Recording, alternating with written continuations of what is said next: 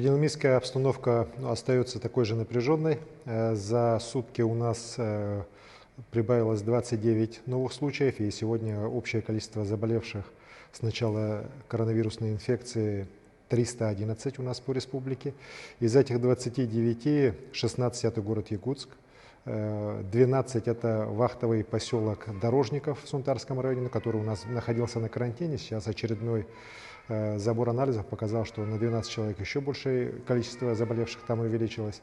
Поэтому карантин продлен на неопределенное время до особого распоряжения, пока все там не вылечатся.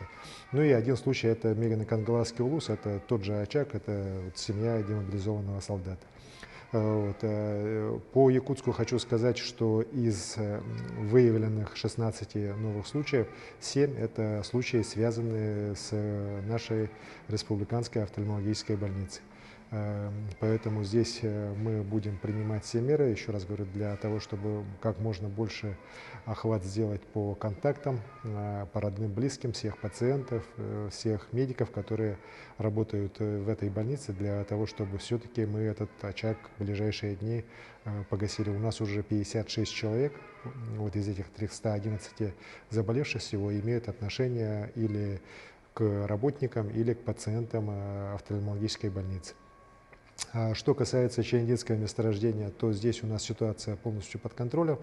Мы работаем в тесном взаимосвязке с руководством «Газпрома», с руководством крупнейших подрядных организаций, с оперативным штабом правительства Российской Федерации. Вот, вчера у нас первые 2 рейса с вахтовиками здоровыми, без признаков коронавируса и с отрицательными тестами уже вылетели на Уфу и уже там приземлились.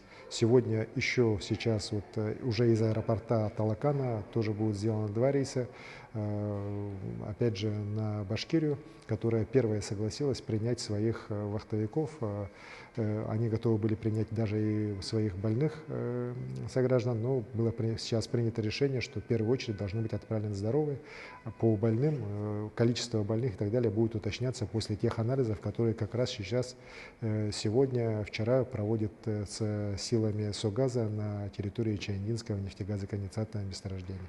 Мобильные госпитали МЧС уже развернут. Сегодня разворачивается пункт временного размещения на 125 человек. Ну и надо понимать, что этот госпиталь не для содержания большого количества людей, он как раз будет работать как клинико-диагностический для определения состояния тех или иных работников подрядных организаций «Газпрома», которые будут проходить лечение уже там на месте.